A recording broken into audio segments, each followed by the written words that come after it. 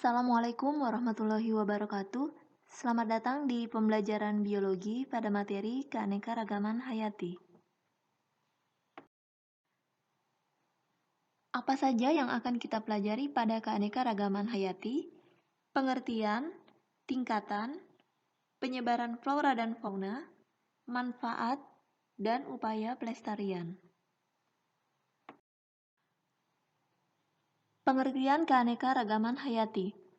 Keanekaragaman hayati adalah keanekaragaman organisme yang menunjukkan keseluruhan variasi gen, jenis, dan ekosistem pada suatu daerah.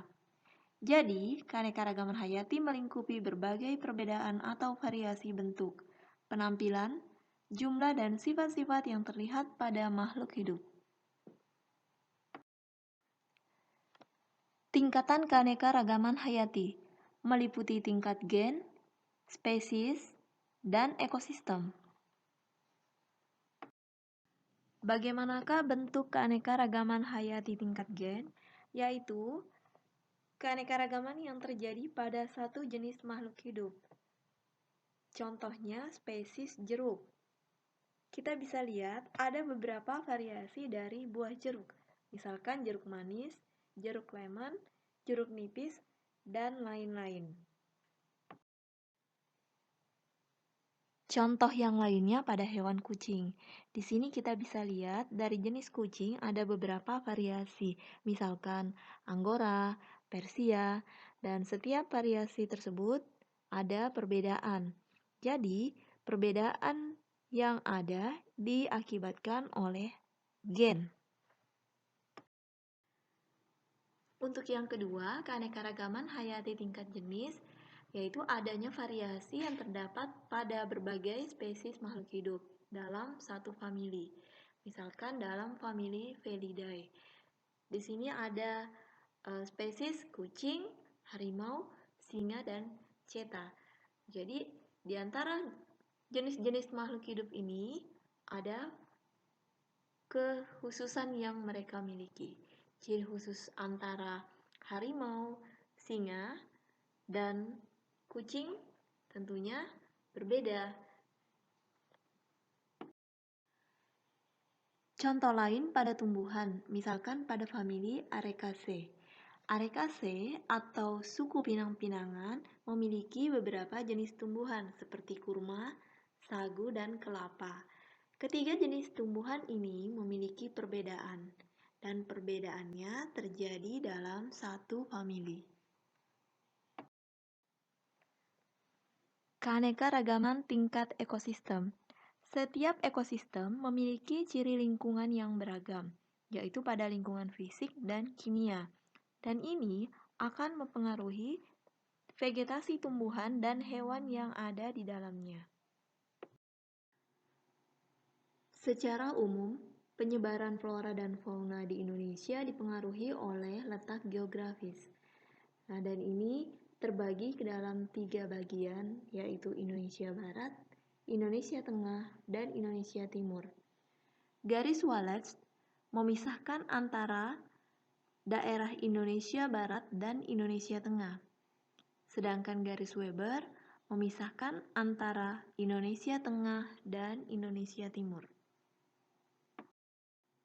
Daerah Indonesia Barat meliputi Sumatera, Jawa, dan Kalimantan.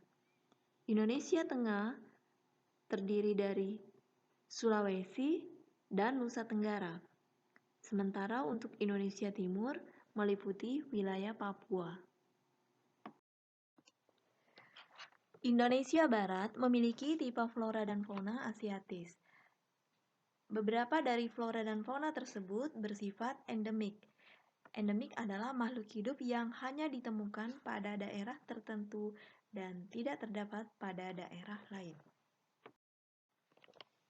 Untuk daerah Indonesia Timur memiliki tipe flora dan fauna australis yang menyerupai benua Australia.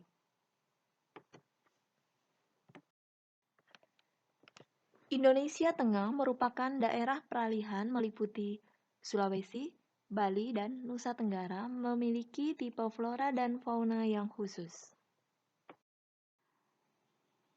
Contoh flora dan fauna pada tipe asiatis di Indonesia Barat antara lain sebagai berikut.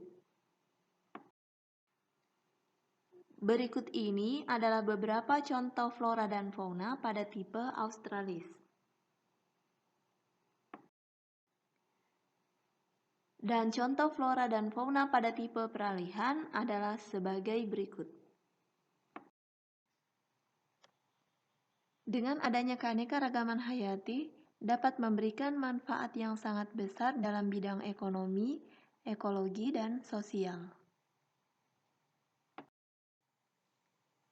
Secara ekonomi, flora dan fauna dapat dimanfaatkan sebagai sumber pangan, rempah-rempah, obat-obatan, kosmetik, dan lain-lain.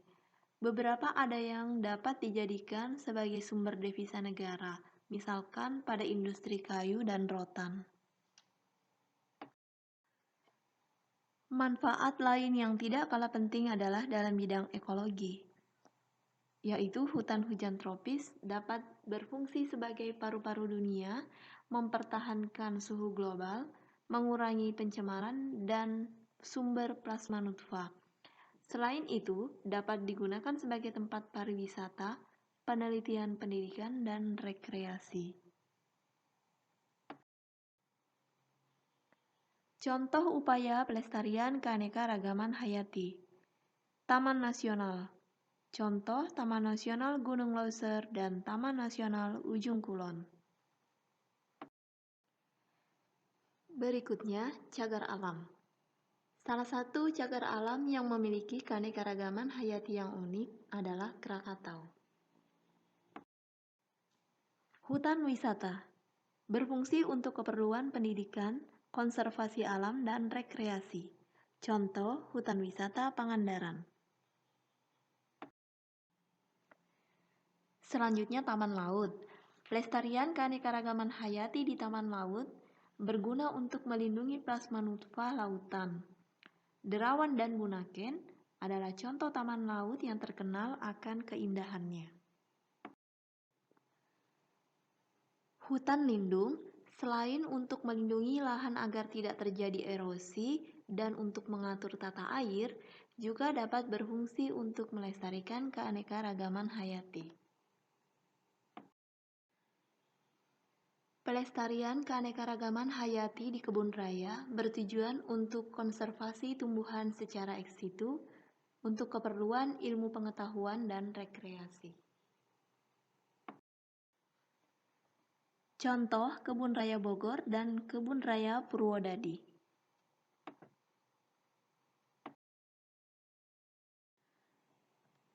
Untuk lebih memahami tentang keanekaragaman hayati, kita lanjut ke video berikutnya.